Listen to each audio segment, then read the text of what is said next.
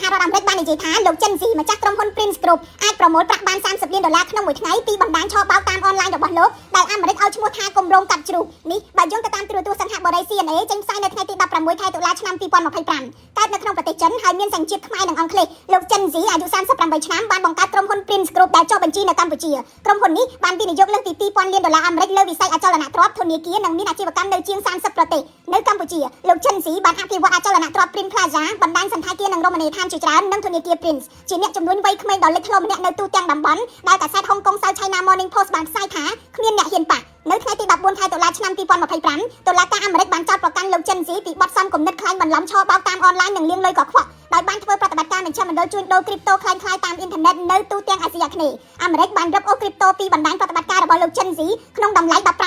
លានខណៈដែលអង់គ្លេសបានបង្កកទ្រព្យសម្បត្តិ$16 លាននៅខាងជើងទីក្រុងឡុងលោកចិនស៊ីមិនទាន់ឆ្លើយតបការចោទប្រកាន់នេះទេចំណែកលោកទូចសុខៈអ្នកនាំពាក្យរងក្រសួងមហាផ្ទៃកម្ពុជានិយាយថាកម្ពុជាមិនការពារបុគ្គលល្មើសច្បាប់តែសង្ឃឹមថាអាមេរិកនឹងមានភស្តុតាងដាក់បន្ទុកគ្រប់គ្រាន់ក្រុមអ្នកស៊ើបអង្កេតអាមេរិករកឃើញថាលោកចិនស៊ីនិងដៃគូបានប្រើប្រាស់ប្រាក់ចំណេញពីការឆបោកដើម្បីទិញយន្តហោះឯកជនទូកទេសចរប្រណិតនិងគំនូរពីកាសូដែលមានតម្លៃរាប់លានដុល្លារនេះបើយោងទៅតាមកាសែត Washington Post យោងតាមទូរទស្សន៍ CNBC លោកចិនស៊ីនិងបណ្ដាញនៃនាយកប្រតិបត្តិកម្ពុជានៅក្នុងក្រុមហ៊ុន Prince Group ត្រូវបានចោទប្រកាន់ថាបានប្រើប្រាស់ឥទ្ធិពលនយោបាយនៅក្នុងប្រទេសជាច្រើនដើម្បីការពារឧក្រិដ្ឋកម្មរបស់ពួកគេ